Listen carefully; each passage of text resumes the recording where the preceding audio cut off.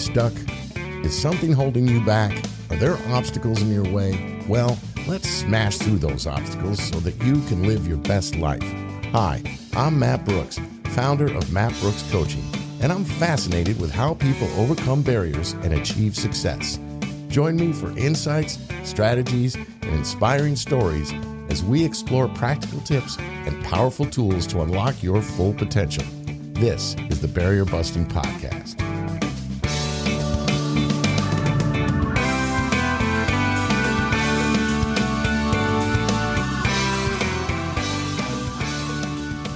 All right, I am back today with a guest from last week who was so great. I'm so excited to have him back for another half hour. He's a physical therapist. His name is Dr. Greg Zaccone. If you listened last time, you heard him talk a lot about exercise, how important it is, some tips on how you should do it. We talked about how various things that we do, various habits that we have, physical habits will ultimately cause us some issues in our lives. We're going to talk more about that today and a lot of other things. So let me just go over this. If you're just tuning in for the first time or if you don't remember from last week, my guest is Dr. Greg Zaccone, a physical therapist who is the founder and president of Spectrum Physical Therapy and Athletic Training, which has two locations in New Jersey, one in Old Tappan and the other in Edgewater. And you can find out more about them and him at www.spectrumptat.com. Dr. Zaccone is board certified in New Jersey as a clinical specialist in sports therapy, is an advanced clinician for hip and joint conditions, and has worked in a number of major hospital institutions. As a certified athletic trainer, Dr. Zaccone has experience at the professional, collegiate, and high school levels, and most notably has served as an intern athletic trainer for the New York Giants minicamp and head athletic trainer for the Fordham University men's basketball team, among several other university positions. Dr. Zaccone holds both a doctorate and a master's degree from Columbia University of Physicians and Surgeons and a bachelor's degree in athletic training from the University of Delaware. And I am really pleased to have him back with us today. Welcome, Dr. Zaccone. Great to see you again.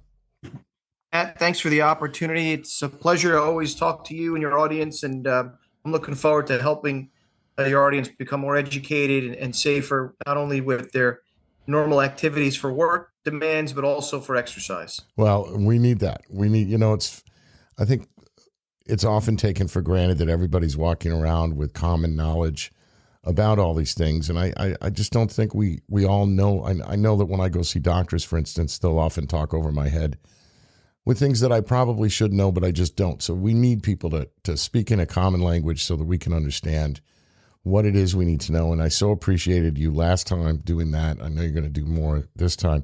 Let's start out by talking about environmental factors such as workspace ergonomics and home setup and how they influence your health habits in general.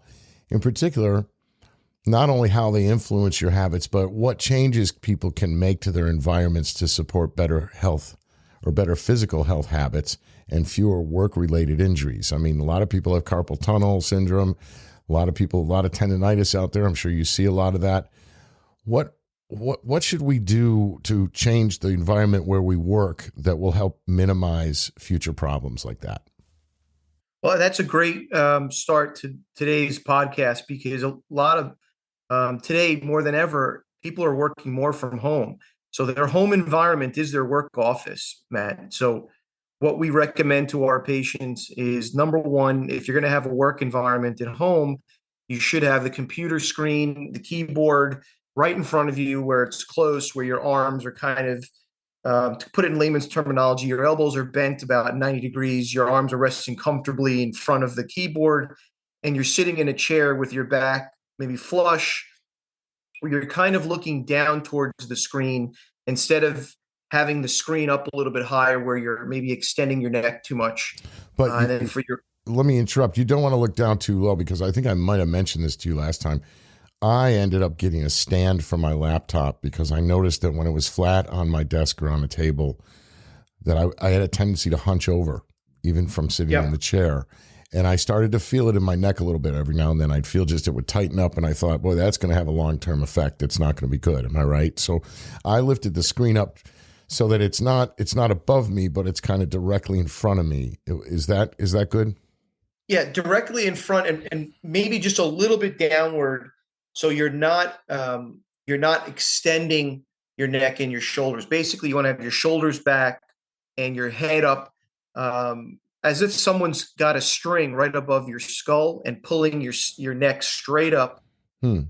to a position where your shoulders and your neck are a little bit more aligned and not too much in front and not too much in back. Well, and I see that's what was worrying me was my shoulders in particular being hunched over. And I noticed by putting the computer on a stand, it sort of automatically corrected my posture in that regard. Mm-hmm. You know, I started sitting up straight without thinking. I mean, and I've talked a lot about habits, and habits are things that we develop so that our brains don't have to think about those things, right? To give our brains a rest. And Correct. automatic behaviors. What? Yeah, you want an efficient workstation. You're exactly right. Where you're not thinking about it, you're just doing your work. Like you're doing your work right now. I'm doing my work. You just want to sit comfortably. And the biggest thing too, we didn't talk about having the legs flat on the ground, in front of you, not crossing your legs or having your leg kind of tucked in underneath you while you're sitting in the chair. So just sitting in that position. I even tell our patients, just keep your shoulders back as if you're pinching your shoulders, as if someone has like $100 bill in your shoulder blades and you don't want to let them take that $100 bill away from you. Oh, that's good. That's good. What about foot rests for under the desk? What do you think about those? Well, some people can, perhaps if their chair is a little bit higher, if they have longer legs, maybe they have their feet on something that they can rest comfortably on. We just want to almost have, I know I used it before with the elbows, but have the knees almost in a 90-degree angle, the hips in a 90-degree angle, and your feet flat on the floor. If you want to be a little bit more elevated, you can get a small cushion, maybe a 4 to 6 inch cushion to sit on. That's something that's easy to purchase. You can get it online. Mm-hmm. Sitting foam cushion is something that we also recommend to our patients. Okay. Actually, I used to work at my dining room table, and I ended up getting one of those cushions. And I'm the good doctor is giving good advice here because I noticed immediately a difference from that cushion. Yeah, we tell a lot of that's a great point. Even our patients that go out to dinner or they go out to their grandchild's football game, or you go to a baseball game, you're not really sure what kind of environment you're going to sit on. The stands are cold, or it's getting colder now with the change in season. We tell our patients, just bring your own cushion with you to a restaurant or where you're going outdoors, and you can use it as if it's like another piece of equipment to help you. And it's not just so that your tushy is not sore, right? It has to do with your back, right? Talk about your back and how, because I think that's something we should always be thinking about is our backs. I mentioned last time, I've known some people with chronic back pain, don't want that. That's awful. But, how we align our spine is really important to our overall health for the long term, right? Correct. We talked a little bit about that last time, just making sure that, your spine health is something that you do take care of. And, if you have good posture while you're at your workstation, the computer, the mouse too. We didn't talk about the mouse too much. Keeping the mouse close to you, but not too far away, where you're maintaining that elbow at 90 degrees. That's also going to help for your shoulder and for your neck and for your wrist. So, that's from a sitting standpoint, Matt. We can certainly get a standing workstation, and when you're standing, you're maintaining the same thing with your upper body, right? Your elbows are still bent at 90. The computer screen, the keyboard is still in front of you, but you're just standing upright with your feet in the same, underneath you. You're not leaning towards one side. You're just kind of standing upright with your shoulders back. So those two recommendations we have for sitting and standing. And standing, you should be standing more than sitting during the day. It's kind of like compound interest for your body. It's exercise to stand. Your heart works harder. The research shows that across the board, that it is healthier to stand more than sit. So even if you can break it up 50-50 split of sitting and standing at your workstation, and there's some great workstation desks that are not that expensive that you can just put your keyboard on and just elevate the workstation desk to the point where you can stand and be in front of your computer. Yeah, no, you really made that point last week, and I've been making sure since to stand a lot more during the day. I mean, it's been on my mind, so it's a really great point. And I want to ask you about that with a standing workstation. All the rage now is to have a treadmill underneath it.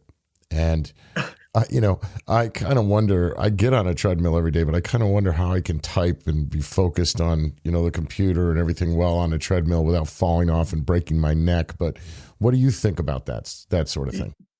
Yeah, I mean, safety first. In the clinic, sometimes we have people on the treadmill and they're texting and they're looking down. We had someone a couple of years ago. They dropped the phone. They went to grab it as the treadmill is moving. They hit their head on the crossbar and they almost passed out. So it becomes like a comic show. Yeah. We just, if you're going to be walking, I would say just be headset, hands free, whatever technology is out there where you can have dictation or something where you're focusing on what you're doing without holding on to something.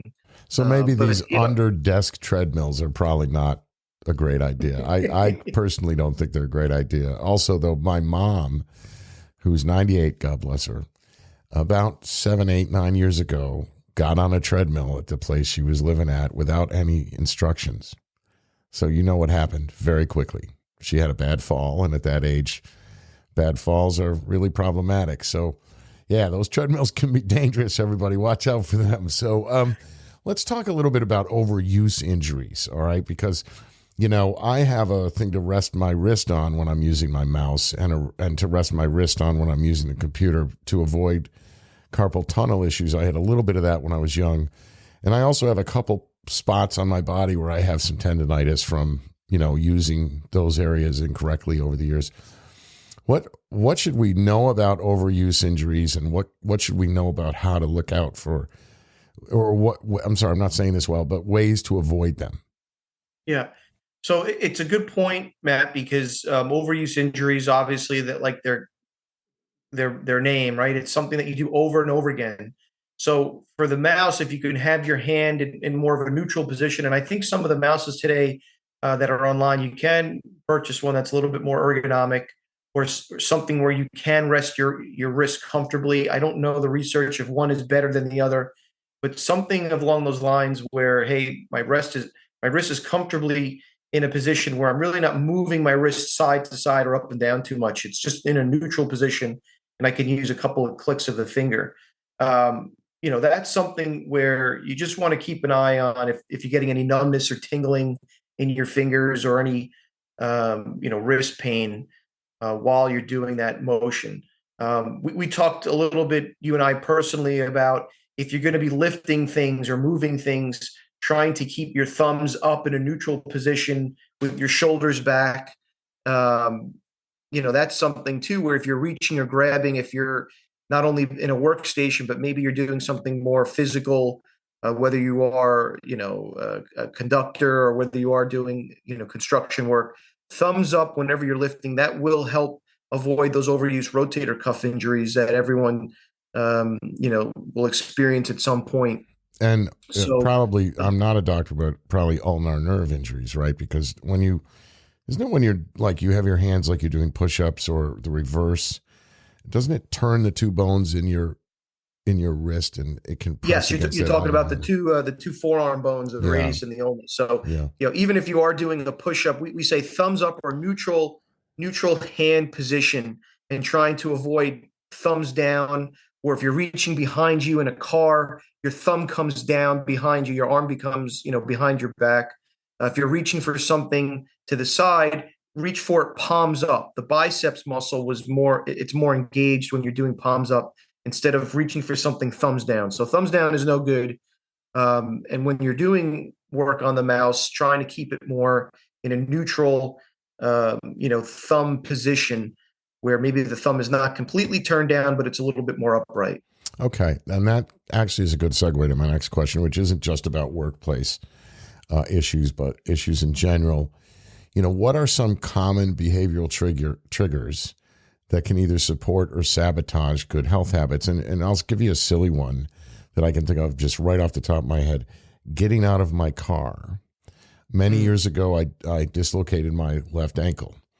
And every now and then I get out of the car and I put that left foot down and I kind of spin on it without thinking. And it just sort of, it activates that injury just slightly, and I can feel it. What are some of the triggers that we have in our lives that we should be aware of that could sabotage or support good health? Yeah, when you're moving in different planes of motion, for example, like you said, if you're getting out of a car, right, you're sitting and you're facing forward and you're trying to rotate towards your left side, or you're trying to move, in a different plane, you're trying to swivel. We always tell our patients in the clinic, keep it simple, move in a straight line, and it takes a little bit more time. But for example, if you're getting out of a car, you may want to turn your body first towards the passenger car side, and then have the legs outside of the car. If you need to pull them up manually with your own hands, or just pick them up so you're facing now, you're at a 90-degree angle of your car, and then you're pushing your hands off of the car seat, or using a handle that's in the car to kind of help uh, get up from a standing position, or from a sitting position rather.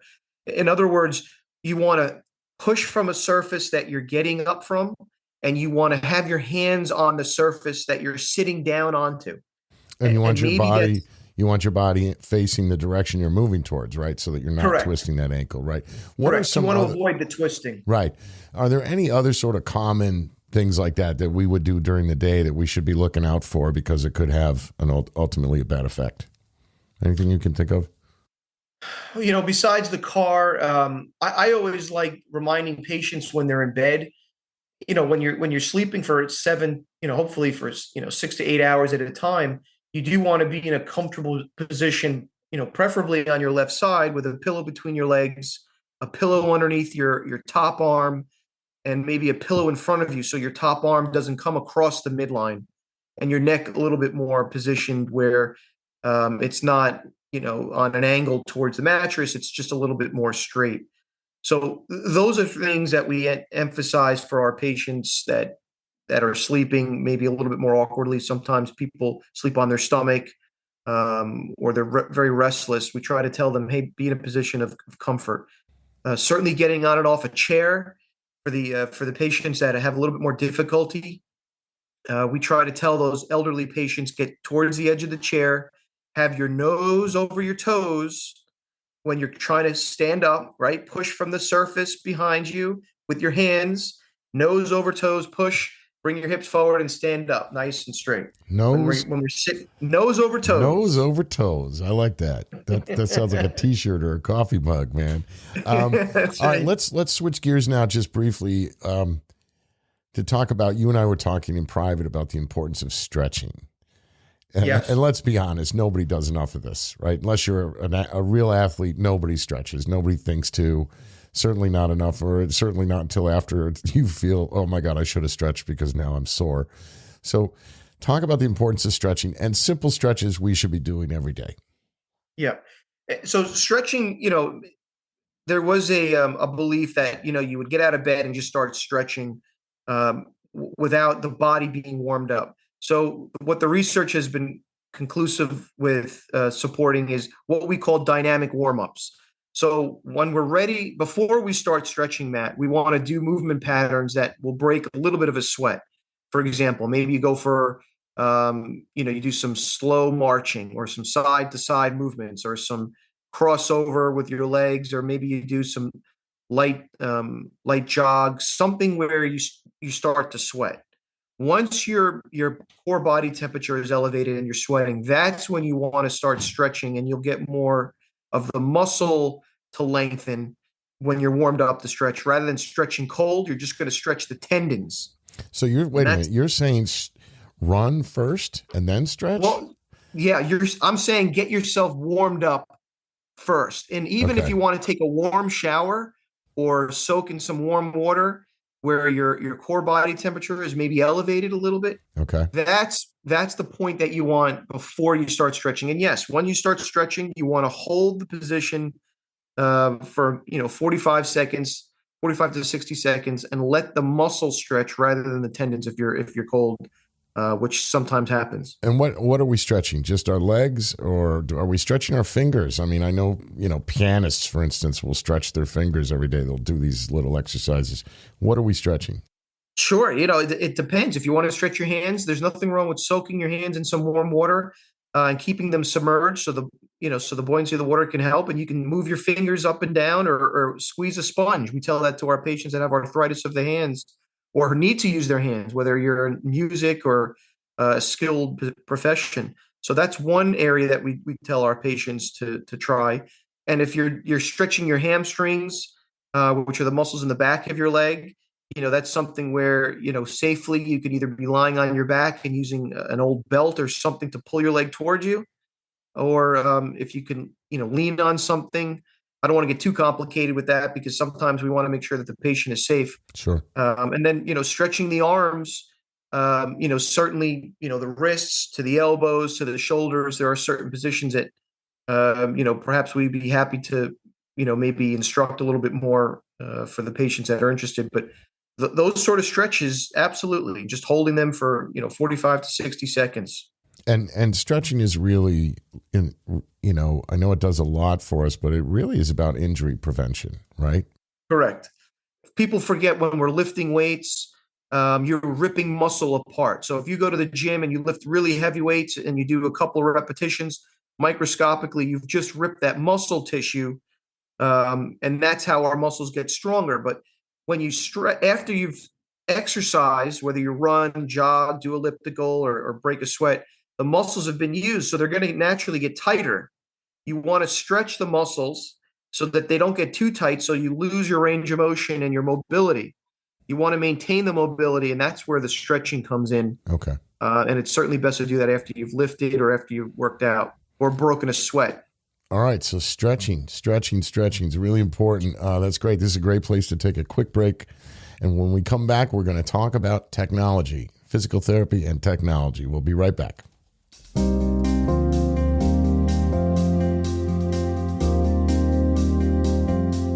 Feeling overwhelmed? Struggling to find balance in your daily life? At Matt Brooks Coaching, we get it, and we can help. With over 25 years of nonprofit executive experience and an MSW with a clinical focus, Matt Brooks offers personalized coaching designed to help you rise above your challenges and live your best life. Whether you aim to advance your career, enhance your skills, or simply find more clarity and peace, Matt is here to be your partner and ally. Visit mattbrookscoaching.com to book your free discovery session today. Take the first step towards a brighter tomorrow.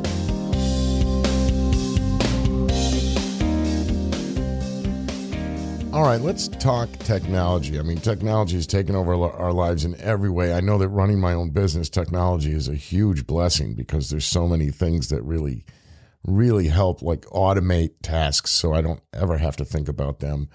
How has technology influenced the physical therapy world?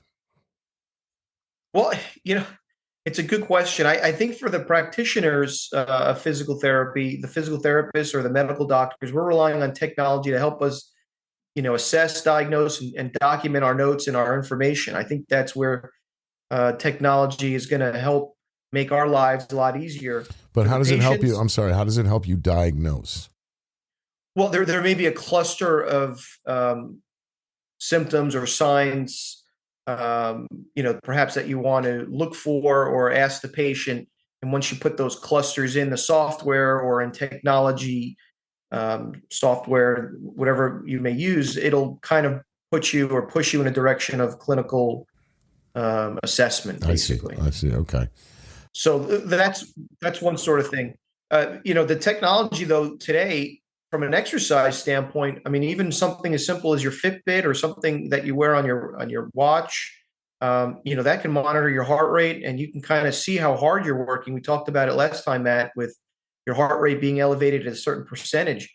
So those devices today, the technology can also, monitor heart rate and alert us if we're in a different, cardiac rhythm, or if we're not in a normal cardiac rhythm. Perhaps people are may need to see a cardiologist. And that has happened where the technology that we're relying on has given us an alert, and someone has had to go to the cardiologist and, oh yeah, by the way, you are having an abnormal heart rate. We have to either put you on medication or maybe do something different, mm-hmm. whether it's a pacemaker or a, some other defibrillator. Yeah.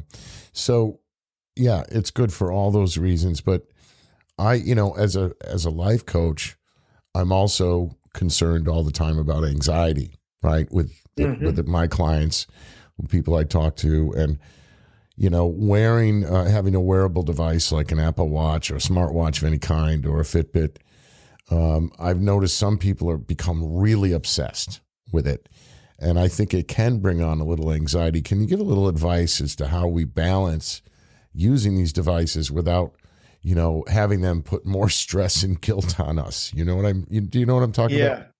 Yeah, I do. And, I'm not a big, the phone has become the boss of all of us these days. You look at people and they're holding the phone 6 to 8 inches away from their face. That's right. And you can't even get eye contact from someone.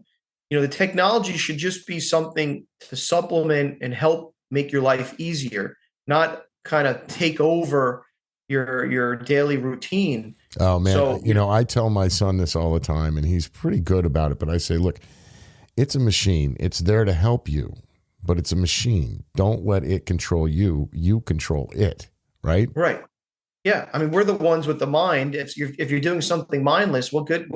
Why do you need to be involved? It's taking over your mind. So. Right. But what I'm getting at here, though, is if, I start really tracking myself with my smartwatch, even I, after a while, become kind of obsessed with the numbers. And it can, I can feel minor anxiety. I know how to kind of shake that off, but I think some people can really get messed up by being too obsessed by this. When is it no longer helpful? I would say that, when you're more obsessed with numbers than actual activity, people should be exercising just for the pure enjoyment of exercising, right? I mean, and when you're doing it and you're having fun and you can get a companion or someone to help monitor you, or work with you, then that's fun. But if you're constantly looking at the device and you're worried more about the numbers, I mean, once you are exercising regularly, you should kind of get an idea of how hard you're working. That's just knowing your body. That's just getting an idea. Okay, I'm kind of breathing a little bit heavier. Let me just see what my heart rate is. Okay. Or, I'm doing this activity for 2 minutes. I've been doing it for so long. I know the rhythm that I need to do or the sequence. You can use the technology, maybe a metronome, Matt, where it's more controlled. So someone doesn't have to focus on, am I hitting my goal? Am I hitting my number?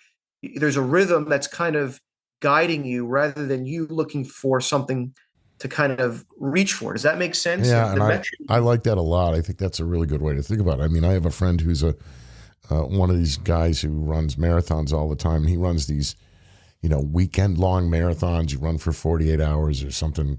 I can't even comprehend that. But he's obsessed with the numbers on his watch. And he has reason to be because he's training all the time. But I think for the average person, we want to be working out. We want to be healthy. But there are things we can do, like become obsessed with these devices, these apps, these numbers that we're seeing that can actually have an adverse effect on our mental health. And, it's a proven fact. Science has proven this over and over too, that your mental health affects your physical health and vice versa. So we've got to protect both. So sorry I had to jump in there, but as a life coach, I don't want people getting the guilt trips that they'll put on themselves often from these devices and from all this information that you got to get in the gym and work out and how hard do you need to work out. What you're really saying is what I loved about what you said last week was simple. The body is meant to move. The body is meant to move. So we just need to move. We don't need to all be Arnold Schwarzenegger, lifting weights, but we need to move, right? Yeah. We don't need to compete as much as just start simple. We talked about it and just move. And this is where I kind of defer to a professional like yourself from a mental health standpoint. If the two professions can kind of be there for the patient or for the client at the same time, hey, Matt, what do you think? How's this patient doing? Are they more anxious because, it's getting in the way of how they move? I can see that they're moving improperly, but what do you think? What are some techniques? This is where I would defer to you, Matt, and other healthcare professionals for the mind. Well, let me be clear for the listeners. I trained as a therapist. I have an MSW. And I trained, my training was clinical focus, but I'm a life coach, which is a little bit different than a therapist. So I don't want to give the wrong impression of myself, but I do work with people with anxiety. And most of my clients have some anxiety in one way or the other. And so it's always on my mind. How can we, lessen anxiety and get rid of anxiety? So enough on this. Let me move real quick to, are there any specific devices or apps that you recommend people use? I use the Fitbit. I think the Fitbit has its own app. Hmm. I'm not too sure what other brand new apps are out there, whether it's Pulse or whether it's Polar.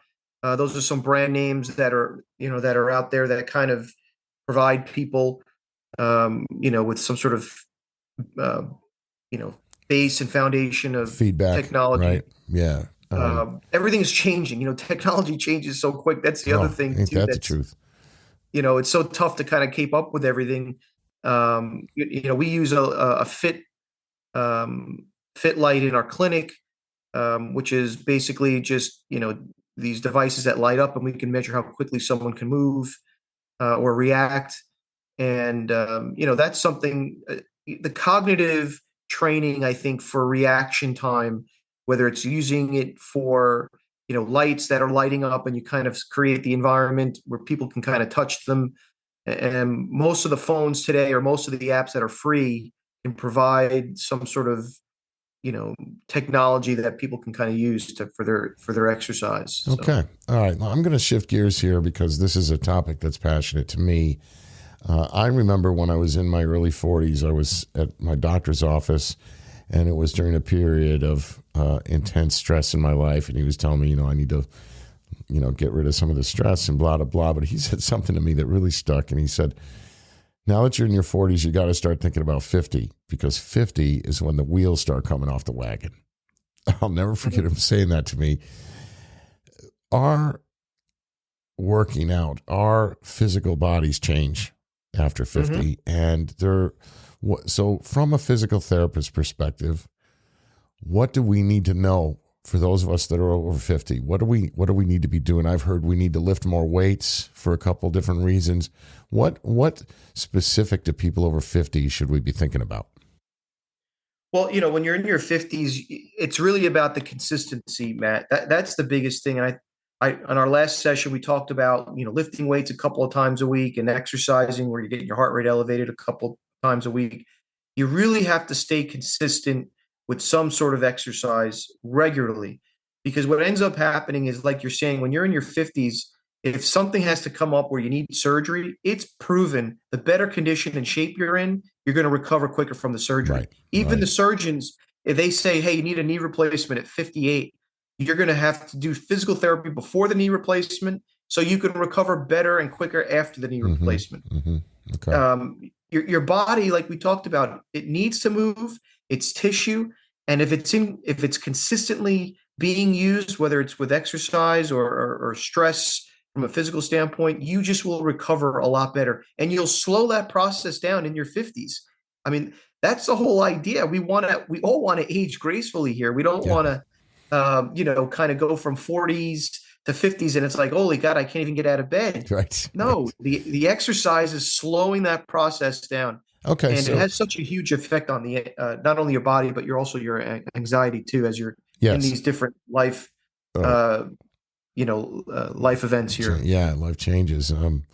So really, it's not anything specific we need to think about when we're in our 50s, or different changes we need to make. We just need to be consistent. That's what you're saying, right? Just be consistent. I think last week we talked about, you have options, whether it's walking or the elliptical or the bike, not overdoing the same motion over and over again. If you're a runner, I know people love to run, but the variety, I think, is more important, and the consistency with the variety.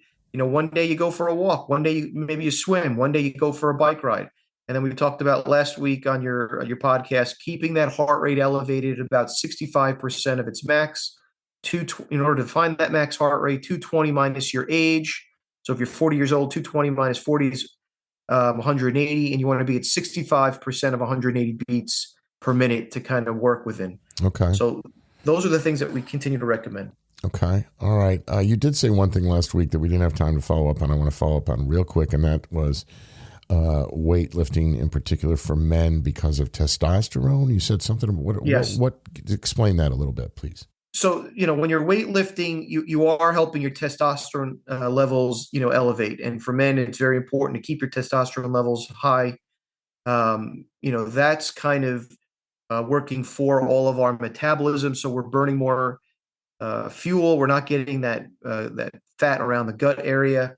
And muscle mass is very important for men. As we continue to age, we do lose muscle mass, which is totally normal.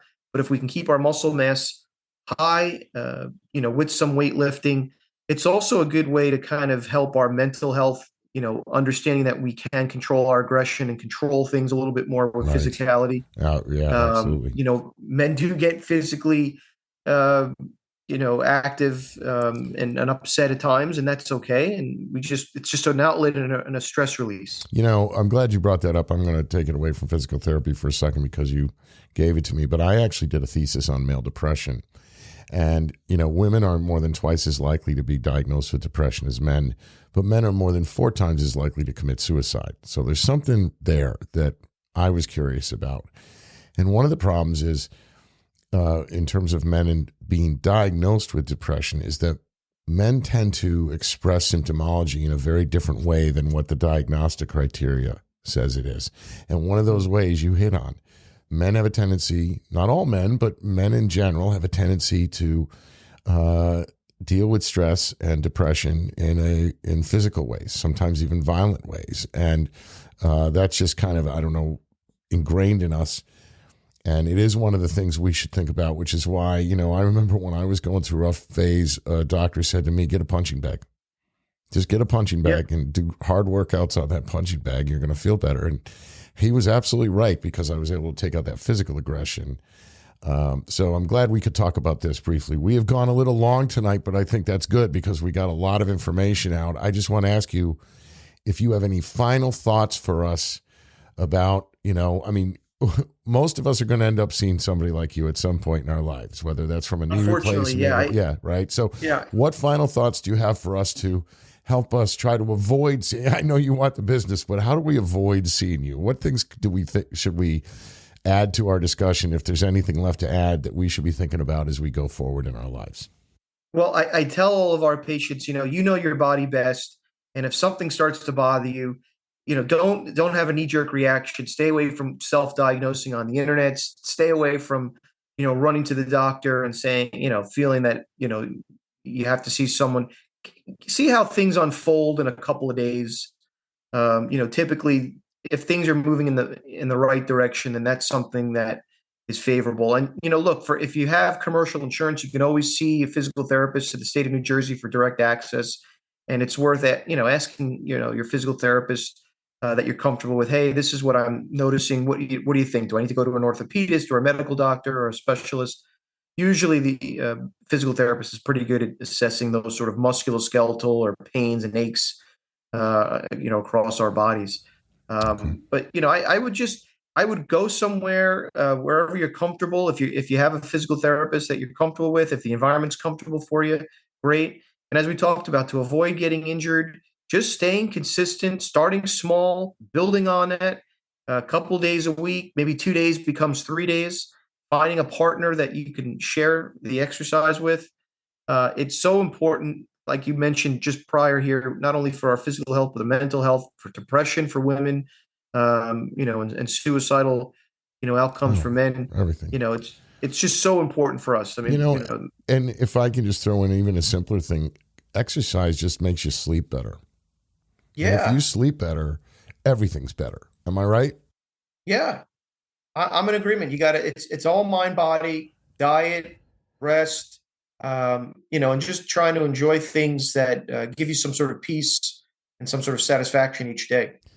What a great place to end the show. Peace and satisfaction. I'm all about that. If we could all get that every day, Oh, that would be utopia, right? But anyways, listen, Dr. Zaccone, you've given me 2 shows, given all of us who listen 2 shows. Can't thank you enough for the really valuable information you've given us. And I hope I can get you back one of these days to talk about something else because you're a great guest to have. But I just want to say thank you for being with us. Yeah, Matt, it's a pleasure. And I'm happy to speak to your audience. And hopefully, someone can get 10% of what we talked about tonight and make things better in their own livelihood. Right? I hope so, too. I really do. All right. Well, thank you again. Thank you all for listening today. If you enjoyed this, please hit that subscribe or follow button so you can be notified every time I drop a new episode. I'm going to stop talking about habits now. It's been 7 straight weeks of habits. We're going to move on to a new topic. Next week, we're going to start talking about pivoting, career pivoting. And at some point, I'm going to talk about pivoting in your 50s and ageism. So I've got also several guests who have pivoted lined up and a professional job recruiter. So this should be another interesting series. I hope you've enjoyed the last one. Again, like I said, if you have, please hit the like or subscribe button. Take care of yourselves, be well, and I will catch you next time on the Barrier Busting Podcast.